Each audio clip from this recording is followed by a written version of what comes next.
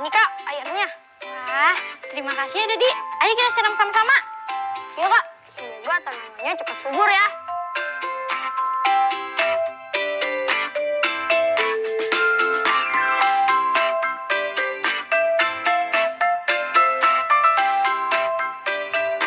Wah, Dodi sama Sinta rajin sekali.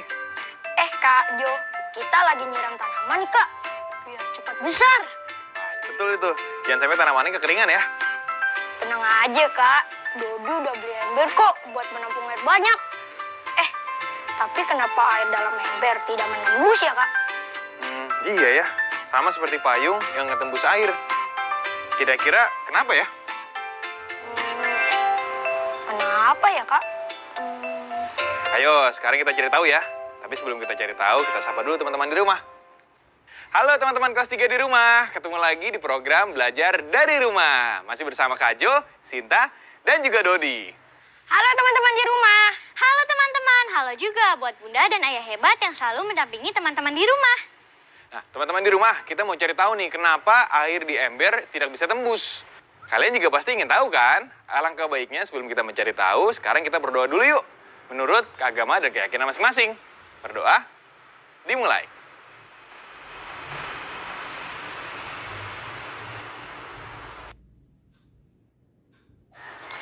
Selesai. Udah siap dong untuk memulai pembelajaran hari ini? Jangan lupa ya teman-teman untuk menyiapkan buku tulis dan juga alat tulisnya. Kak Jo, tadi katanya mau ngasih tahu kenapa air di dalam ember tidak bisa tembus. Sebelum itu, Dot, ayo kita sekarang kumpulin dulu bahan yang kedap air yang ada di sekitar rumah, ya. Oke, Kak. Yuk.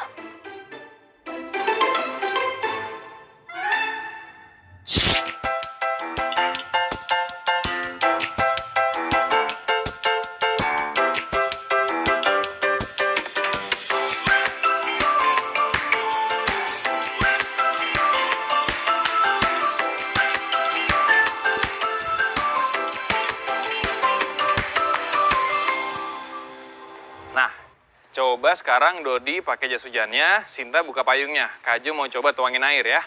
Iya, Kak.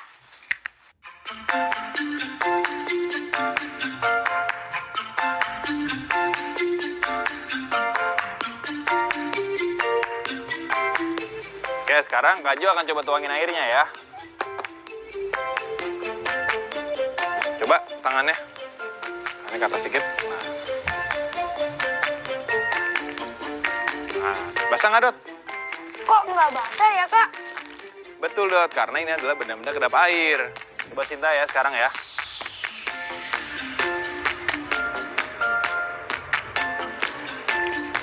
Basah nggak, Sin? Enggak, Kak. Betul, karena payung adalah salah satu benda kedap air juga. Tapi kira-kira kenapa ya? Aku tahu, Kak. Karena bahannya kedap air. Iya, betul. Tapi kenapa ya bahannya harus kedap air? Supaya kalau kehujanan tidak basah, Kak. Betul, Dot. Jas hujan, payung, ember, itu adalah contoh-contoh bahan kedap air.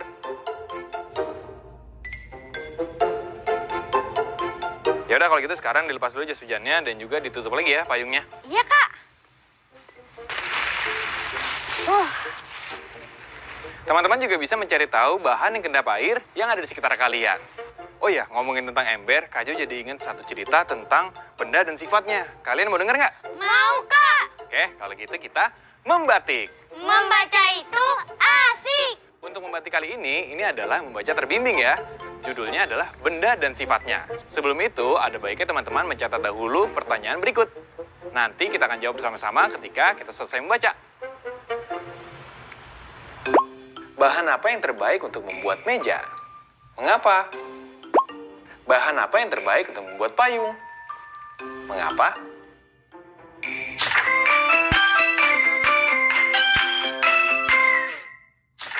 Benda dan sifatnya. karya Eka Yuliati. Ada beraneka ragam benda di sekitar kita.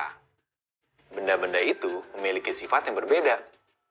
Ada benda keras, ada benda lunak, ada benda kedap air, ada benda tidak kedap air, ada benda menghantarkan panas, ada juga benda yang tidak menghantarkan panas. Agar berfungsi baik, kita harus memilih bahan yang tepat. Untuk membuat pegangan panci, kita menggunakan bahan kayu. Bahan kayu tidak menghantarkan panas. Untuk membuat meja, kita memilih bahan yang keras. Bahan yang keras membuat meja menjadi kuat. Untuk membuat payung, kita memilih bahan kedap air. Bahan kedap air membuat air tidak bisa tembus. Untuk membuat baju, kita memilih bahan yang lunak. Lihatlah benda-benda di sekitarmu. Benda itu terbuat dari apa ya?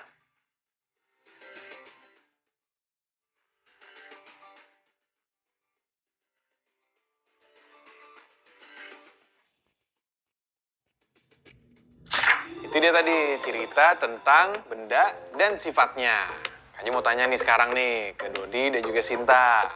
Ada yang kalian ingat nggak dari ceritanya?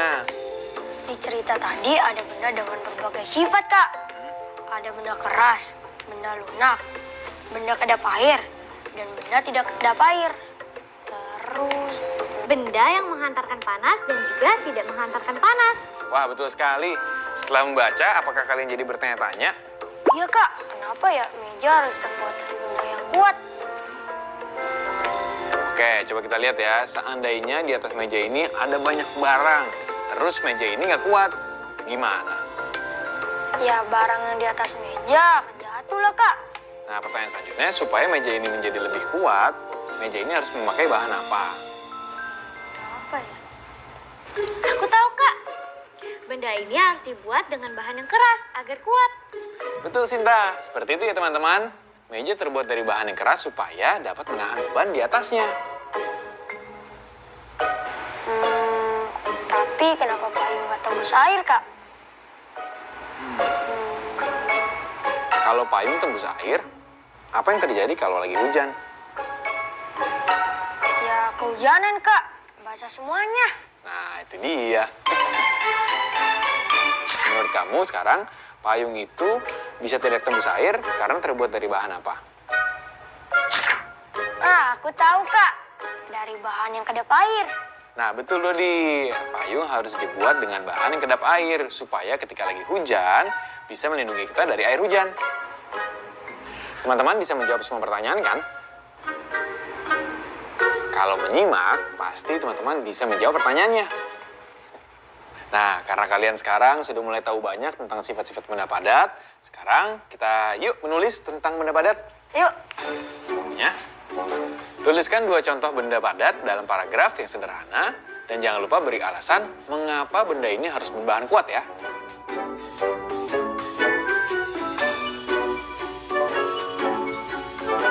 Jo, sekarang akan coba kasih contoh ya. Meja adalah salah satu benda padat yang berbahan kuat. Untuk membuat meja, kita menggunakan bahan yang keras, sehingga meja menjadi kuat dalam menahan beban di bagian atasnya. Nah, itu adalah contohnya ya. Teman-teman, kalau gitu, yuk sekarang kita mulai menulis.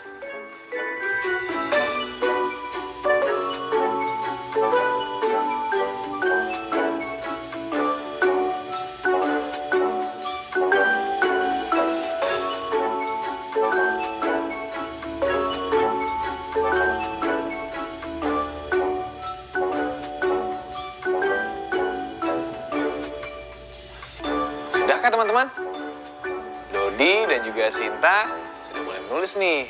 Yuk sekarang kita baca. Coba lihat, Dodi. Kursi kayu adalah salah satu benda padat yang berbahan kuat. Kursi berfungsi sebagai tempat duduk. Agar berfungsi dengan baik, kursi dibuat dari bahan yang keras supaya dapat menahan berat badan kita ketika duduk. Selain kursi, salah satu benda padat yang berbahan kuat adalah pintu. Untuk membuat pintu, kita juga harus membuatnya dari bahan yang keras supaya pintu dapat menahan benturan dan tekanan. Wah, hebat Dodi. Sudah bisa membuat paragraf sederhana dengan baik. Teman-teman di rumah juga bisa membuatnya ya. Kalau sudah, jangan lupa diberikan kepada ayah dan bunda untuk diperiksa.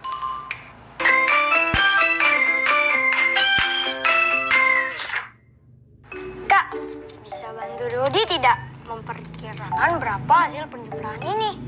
Berapa saja, Dot, bilangannya?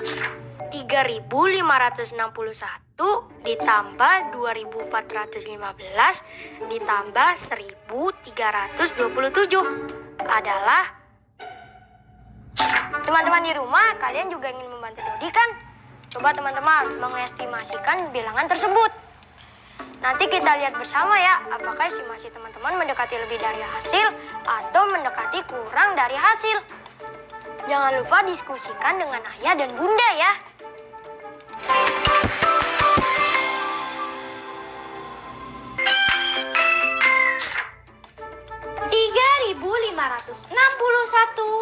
Ditambah 2.415 ditambah 1.327.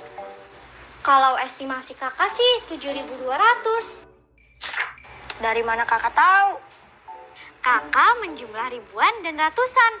Kalau ribuan berarti 3.000, tambah 2.000, tambah 1.000. Jadi hasilnya 6.000. Lalu bagian ratusan dijumlahkan. 500 ditambah 400 ditambah 300 sama dengan 1.200. Terus tinggal kakak jumlah deh. 6.000 ditambah 1.200 sama dengan 7.200. Oh begitu. Bagaimana dengan hasil perkiraan teman-teman? Apakah hasilnya kurang atau lebih dari perkiraan? Jangan lupa beritahu ayah dan bunda ya hasilnya.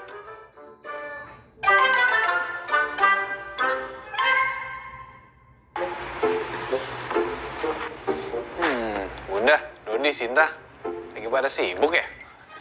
Kak Jo, kita lagi bantuin bunda benerin foto figura.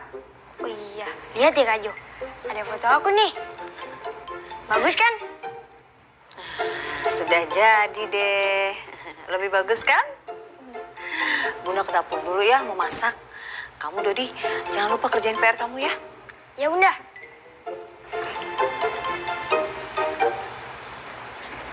Dodi tadi Bunda bilang ada PR ya? PR apa? Ini Kak, mengenali nilai pecahan berdasarkan ukuran benda. Tapi aku masih kurang paham sih Kak. Nggak apa-apa, tenang aja. Kan ada Kak Jo. Ya, nanti Kak Jo akan coba bantu jelasin ya. Teman-teman juga ingin mengetahui kan bagaimana mengenal nilai pecahan dari ukuran benda. Yuk disimak baik-baik. Nah coba deh sekarang Dodi lihat kedua figura itu. Ukurannya sama atau berbeda? Beda Kak. Kita lihat sekarang ke figura yang pertama ya, yang sebelah kiri. Kita umpamakan yang kolom sebelah kanan itu berwarna putih dan kolom yang sebelah kiri itu berwarna biru. Nah sekarang pertanyaannya adalah berapa nilai pecahan dari kolom yang berwarna putih? 1/2 Kak. Ya betul, warna putih memiliki nilai pecahan 1/2 atau setengah.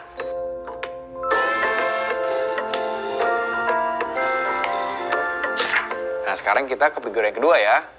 Di figura yang kedua kita umpamakan kolom bagian atas berwarna putih dan kolom bagian bawah berwarna biru. Nah sekarang pertanyaannya berapa nilai pecahan pada kolom berwarna putih? 1/2 juga Kak. Tepat sekali Dodi. Warna putih pada figura nomor 2 bernilai 1/2 atau setengah.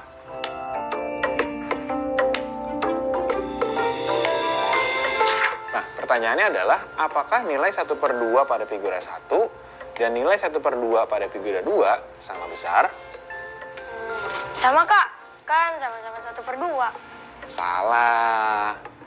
Berbeda, Kak, karena ukuran figuranya berbeda.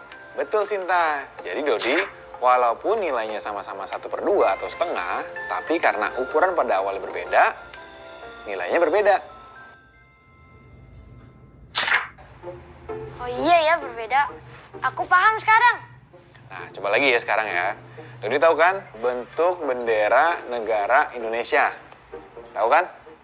Ingat Kak, merah putih. Oke, sekarang coba berapa nilai pecahan warna merah pada bendera? 1/2, Kak. Betul, Dodi. Nah, sekarang pertanyaan selanjutnya. Apakah nilai pecahan 1/2 pada bendera sama seperti pecahan 1/2 pada figuran nomor 2? Sama, Kak. Karena ukurannya sama. Betul. Sepertinya Dodi sudah mulai paham ya. Warna putih pada figura 1 dan 2 sama-sama mempunyai nilai pecahan 1/2. Tetapi tidak sama karena ukurannya berbeda. Sedangkan pada warna putih bendera dan figura 2 mempunyai nilai pecahan yang sama karena ukurannya sama. Paham banget, Kak. Kalau gini pasti mudah mengerjakan tugasnya. Teman-teman di rumah juga sudah paham ya. Dodi, Sita, yuk sekarang kita ke gazebo yuk. Ayo, Kak.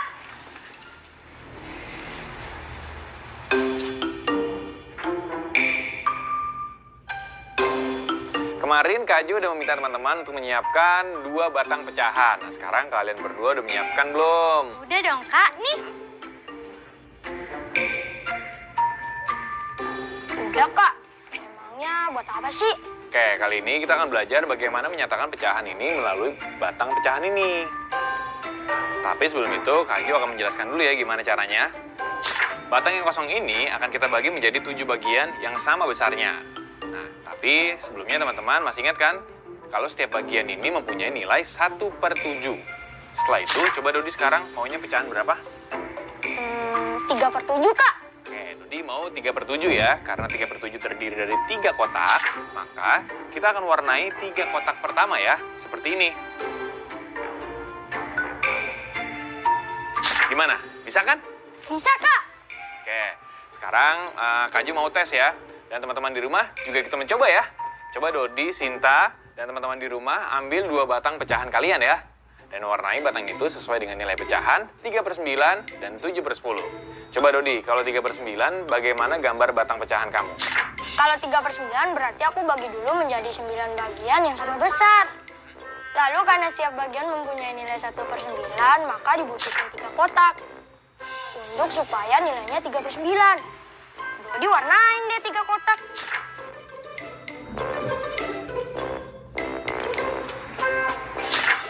Udah nih, Kak. Coba sini Kak Jo lihat. Wah, Dodi betul ya. Teman-teman di rumah gimana? Juga betul kan? Kalau begitu kita sekarang lanjut lagi ya ke pecahan yang kedua, yaitu 7/10. Coba, Sinta gimana gambarnya? Gini, Kak Jo. Karena 7/10, maka aku bagi dulu batang ini menjadi 10 bagian yang sama besar. Kemudian karena 7/10, jadi aku butuh 7 kotak untuk menyatakan 7/10, Kak. Jadi aku warnain deh 7 kotak seperti ini.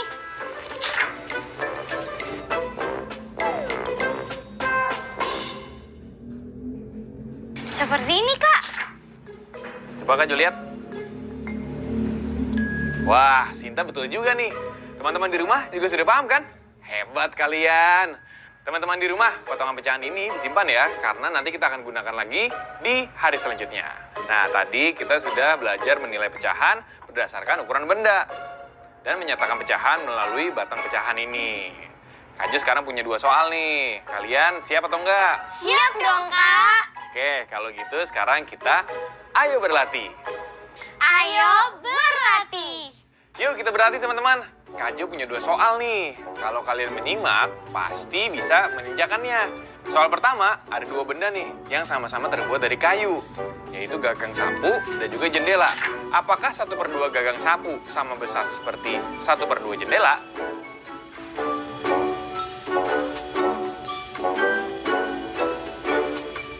Sudah teman-teman? Coba kita cek jawabannya ya. Ayo, Dodi, Sinta, gimana? Bisa jawab atau enggak nih? Aku, Kak, aku. Ini mudah jawabannya. Dodi juga bisa. Ya tidaklah, Kak. Karena ukuran gagang sapu berbeda dengan ukuran jendela. Wah, betul Dodi. Tepuk tangan dong buat Dodi dong. Gimana teman-teman, betul juga kan? Kalian hebat. Sekarang kita lanjut ya ke soal kedua. Ada batang pecahan yang dibagi menjadi 8 bagian yang sama besar. Nah, warnai 2 bagian dengan warna merah, 3 bagian dengan warna biru, 1 bagian dengan warna kuning, dan 2 bagian dengan warna hijau. Pertanyaannya adalah, nyatakan dalam pecahan A, warna merah ada berapa bagian, B, warna biru ada berapa bagian, C, warna kuning ada berapa bagian, Dan D, warna hijau ada berapa bagian?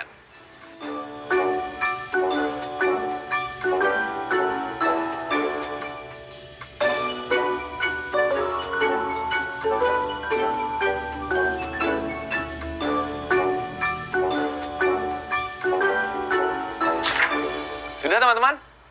Coba Sinta bisa jawab apa enggak nih?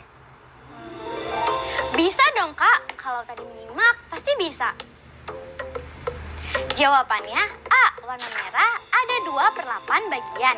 B, warna biru ada 3/8 bagian. C, warna kuning ada 1/8 bagian. D, warna hijau ada 2/8 bagian. Wah, hebat Sinta. Apakah teman-teman juga benar jawabannya? Benar. Wah, hebat. Dodi dan Sinta dan teman-teman di rumah berhasil menjawab soal dengan baik. Tepuk tangan yuk.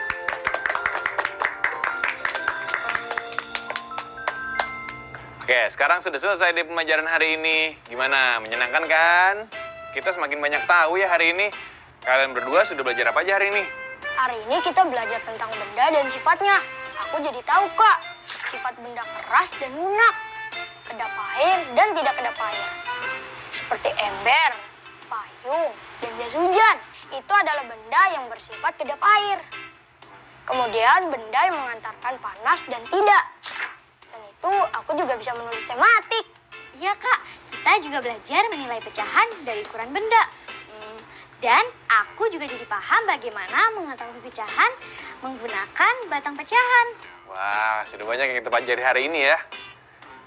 Teman-teman di rumah juga pasti banyak mendapatkan pelajaran hari ini. Jangan lupa untuk menyimak benda kedap air di rumah kalian ya. Terima kasih ya teman-teman kelas 3 di rumah yang sudah mengikuti program belajar dari rumah. Dan juga terima kasih kepada Ayah dan Bunda hebat yang selalu mendampingi teman-teman di rumah untuk belajar. Sampai jumpa lagi teman-teman. Sampai jumpa.